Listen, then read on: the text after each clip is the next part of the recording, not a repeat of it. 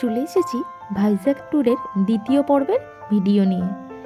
তো আমরা রেডি হয়ে বেরিয়ে পড়েছিলাম অটো স্ট্যান্ডের দিকে এবং সেখানেই অটোর সাথে কথা বলে একটা অটো সারাদিনের জন্য বুক করে নিলাম।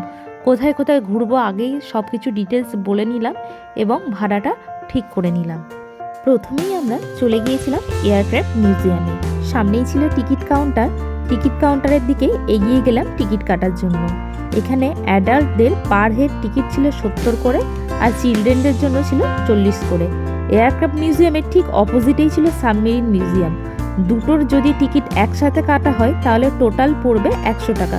তাই আমরা দুটো টিকিট একসাথেই কেটে নিয়েছিলাম। টিকিট কেটেই আমরা মিউজিয়ামের মধ্যে ঢুকে পড়লাম। এখানে কিন্তু মিউজিয়ামের নিজস্ব গাইড আছে যারা কিন্তু খুব সুন্দরভাবে সব ব্যাপারগুলো বুঝিয়ে দিচ্ছিলেন।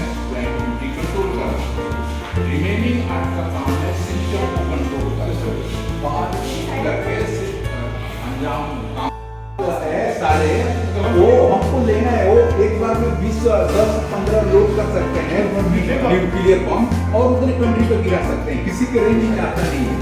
वो A142 रसिया दे सकता है। उसने बोला है कि ले लो मेरे से और अपने घर में बनाओ।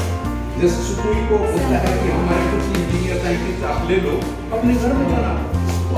এখানে দাঁড়িয়ে গাইডের কিছু কথাবার্তা শোনার পর আমরা এগিয়ে গেলাম মিউজিয়ামের বাকি জিনিসগুলো দেখার জন্য। এখানে যুদ্ধ বিমানের বিভিন্ন অরিজিনাল পার্টস রাখা আছে এবং সেটার সম্পর্কে ডিটেলসে তার পাশেই লেখা আছে। মিউজিয়ামের ভিতরটা কিন্তু বেশ অনেকটাই বড় এবং এখানে যে জিনিসপত্রগুলো রাখা আছে বেশ ইন্টারেস্টিং, যেটা আমরা আগে কখনো কোথাও দেখিনি।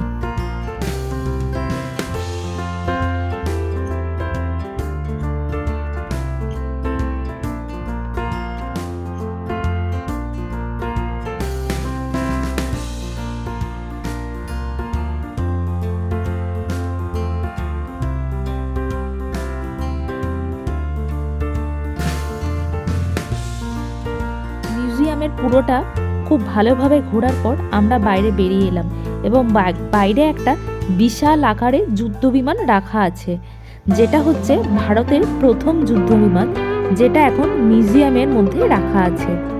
মিউজিয়াম থেকে বেরিয়েই এই এয়ারক্রাফটে আসার জন্য একটা ডিরেক্ট রাস্তা আছে। আমরা সেই রাস্তা বরাবরই এয়ারক্রাফটের দিকে এগিয়ে গেলাম এবং ভিতরে ঢুকলাম। এর ভিতরে ঢুকে ভালোভাবে পর্যবেক্ষণ করলেই যুদ্ধ বিমান সম্পর্কে একটা মোটামুটি পরিষ্কার ধারণা তৈরি হবে। পাইলট থেকে শুরু করে বাকি যাত্রীরা যেভাবে এই যুদ্ধ বিমানে যাতায়াত করে বা অ্যাডজাস্ট করে তা সম্পূর্ণভাবে ড্যামি দিয়ে বোঝানো আছে। বাইরেটাও ভালোভাবে ঘুরে কয়েকটা ছবি তোলার পর আমরা চলে গেলাম সাবমেরিন মিউজিয়ামের দিকে। সাবমেরিন মিউজিয়ামটা ঠিক এয়ারক্রাফট মিউজিয়ামের অপোজিটেই ছিল।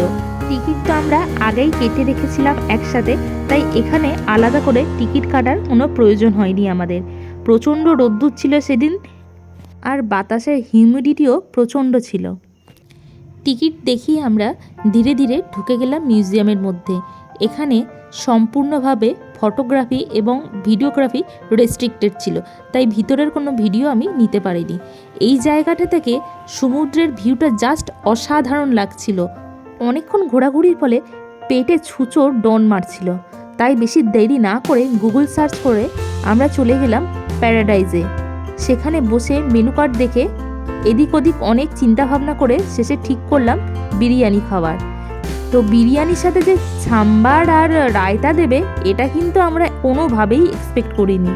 যাই হোক, আমাদের খাবার চলে এসছে, কিন্তু সেই তুলনায় দেখতে গেলে বিরিয়ানির টেস্টটা ভালোই ছিল, তবে ওই আর কি একটু সাউথ ইন্ডিয়ান ভাবটা ছিলই। আমরা যেখানে থাকবো সেখানে হইহুল্লার হবে না তা কখনো হতে পারে? ছ্যাবলার মধ্যে আমরা পিএইচডি করেছি, এমনি এমনি যে সে কথা নয়। খাওয়া দাওয়া সেরে আমরা আবার বিচের ধারে চলে এলাম। বিচটা দূর থেকে এত সুন্দর দেখতে লাগছিল যে কি বলবো আর।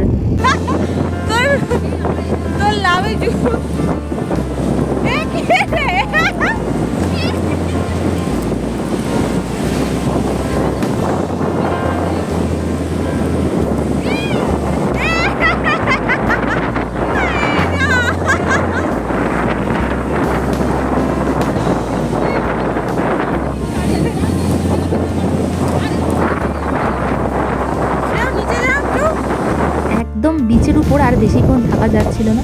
প্রচণ্ড হাওয়া আর তার সাথে বালি উড়ে উড়ে ছিটকে এসে গায়ে লাগছিল, যেটাতে একদম গা হাত পা পুরো চটচট করছিল। জামা কাপড় জুতোর মধ্যে আমাদের প্রচুর কিলো কিলো বালি ঢুকে গেছে। রুমে একটু গিয়ে রেস্ট নেওয়ার পর আবার সন্ধ্যের দিকে আমরা বেরিয়ে পড়লাম বিচটা এক্সপ্লোর করার জন্য। সন্ধেবেলা বিচ দেখতে কার না ভালো লাগে। প্রথমেই চলে গেলাম রামকৃষ্ণ বিচের ঠিক কাছেই একটা লোকাল মার্কেটে। সেই লোকাল মার্কেট থেকে কিছু জিনিসপত্র দেখলাম, কিন্তু এখানে জিনিসপত্রের দাম আমাদের অনেকটাই বেশি মনে হলো, যেটা দীঘা পুরীর থেকে অনেকটাই এক্সপেন্সিভ। তাই এখান থেকে আমরা সেরকমভাবে কিছু কিনলাম না। তারপর ওখান থেকে চলে গেলাম বিচের সাইডে যে ছোট ছোট স্টলগুলো বসে সেখান থেকে কিছু খাবার জন্য। এখানে চা, ঘুগনি, ফুচকা এসব খাবার পর আমরা চলে গেলাম লোকাল একটা কালী মন্দিরে, যে মন্দিরটাকে দেখে আমার অনেকটাই দক্ষিণেশ্বর মন্দিরের মতো লেগেছিল। মন্দিরের পাশেই একটা জায়গায় হস্তশিল্প মেলা চলছিল। আমরা সবাই মিলে সেই মেলার মধ্যে ঢুকে গেলাম এবং সেখানে একটু ঘোরাঘুরি করলাম। রাতে ডিনারটা করেছিলাম আমরা হোটেল সোনার বাংলা থেকে, এবং যেহেতু সারাদিন ভাত খাওয়া হয়নি তাই আমরা 5 জনই সেদিন খেয়েছিলাম সবজি ভাত। এটা নাকি এখানকার বাহুবলী থালি। থালাটা দেখে বুঝতেই পারছো কোয়ান্টিটিটা কতটা পরিমাণে। এখান থেকে ডিনারটা সেরে আমরা হাঁটা লাগালাম হোটেলের পথে। কাল আমাদের আরাকু যাওয়ার প্ল্যান আছে। আজকের মতো টাটা, দেখা হবে পরের ভিডিওতে।